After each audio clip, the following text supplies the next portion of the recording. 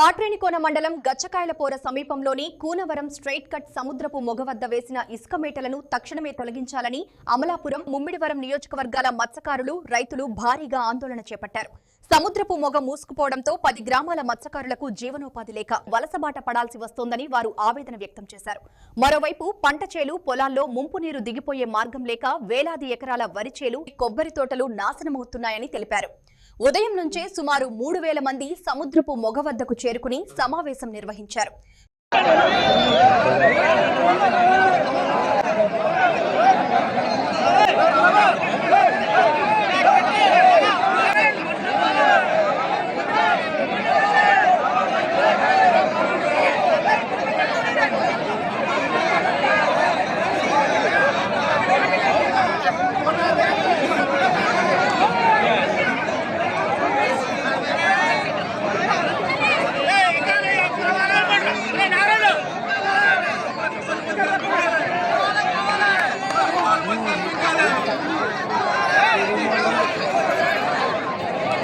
కాట్రేనికోన మండలం, ఉప్పలూత మండలం సరిహద్దు అయినటువంటి కోనవరం స్ట్రైట్ కట్ దగ్గర అగ్నికుల క్షత్రియ సోదరులందరూ కూడా అన్ని గ్రామాల నుంచి ఉప్పలూత మండలం అలాగే కాట్రేనికోన మండల గ్రామాలందరూ కూడా ఈ మొగ ఓపెన్ చేయాలి. మొగ పూడ్చిపోయినందువల్ల మన జీవనోపాధి కోల్పోతున్నాం. అలాగే ఈ మొగ అవ్వకపోతే గ్రామాలన్నీ కూడా వలసలిపోయే పరిస్థితి ఉందని మొన్న మన వాళ్ళందరూ చెప్పడంతో ఈ రోజుని భారీగా మహాధర్నా పెట్టడం జరిగింది.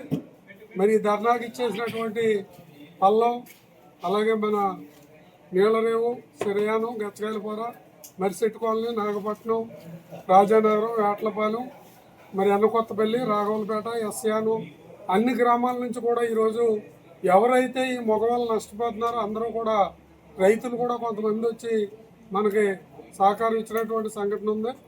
ఎందుకంటే మనకి గతంలో బాలయ్య గారు ఉండగా ఓపెన్ చేసినటువంటి మొగ అప్పటి నుంచి కూడా పూడ్చిపోతుంటే అరకొర నిధులతో కొంత కదలిక తెస్తున్నారు. కాబట్టి మా ఓల్డ్ డిమాండ్ ఏంటంటే మొత్తం పూర్తిగా ఏదైతే మొగ అనే ప్రాంతం ఉందో అంతా కూడా టెంపరీగా కాకుండా పర్మనెంట్గా మనకు ఓపెన్ అయ్యే విధంగా మరి ప్రభుత్వం నిధులు విడుదల చేసి ఆ మొగ ఓపెన్ చేసి ఈ పర్రభూముల్లో ఉన్నటువంటి ఆక్రమణదారులు ఎవరైతే అగ్రకులాలు ఉన్నారో వాళ్ళందరూ కూడా దొంగ పట్టాలు అంటే డీ పట్టాలు పొంది ఈ రోజుని కొన్ని వేల ఎకరం చెరువులు తవ్వి రోజుని ఎస్యానం కానీ, ఎన్నకొత్తపల్లి కానీ, కాట్రేనికోన పర్ర కానీ ఆక్రమించుకోవడం జరిగింది. కాబట్టి అవన్నీ కూడా తొలగించి ఏ అయితే ఆక్రమణలు ఉన్నాయో అన్నీ కూడా ప్రభుత్వం చర్యలు తీసుకుని హైడ్రా మాదిరిగా ఈ రోజుని ఈ పర్లో ఉన్నటువంటి ఏ అయితే ఆక్రమణదారులను తొలగించి మా జీవనోపాధి కల్పించాలని, అలాగే మనకి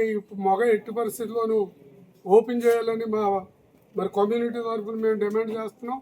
అది తప్పనిసరిగా ప్రభుత్వం మీ మీడియా ద్వారా మరి బాగా ప్రసారం చేసి మరి వెంటనే నిధులు విడుదల. ఎందుకంటే మేము కూడా మన ఎమ్మెల్యే గారు బుచ్చిబాబు గారు, అమలాపురం శాసనసభ్యులు ఆనందరావు గారు, పార్లమెంట్ సభ్యులు హరీష్ మోదరి గారు, ఇన్ఛార్జ్ మంత్రులు అచ్చెన్నాయుడు గారు కూడా ఈ విషయానికి 2-3 సార్లు వారి దృష్టికి తీసుకెళ్ళడం జరిగింది. వారు కూడా తప్పనిసరిగా నిధులు విడుదల చేస్తామని మాకు అందరూ కూడా హామీ ఇచ్చున్నారు.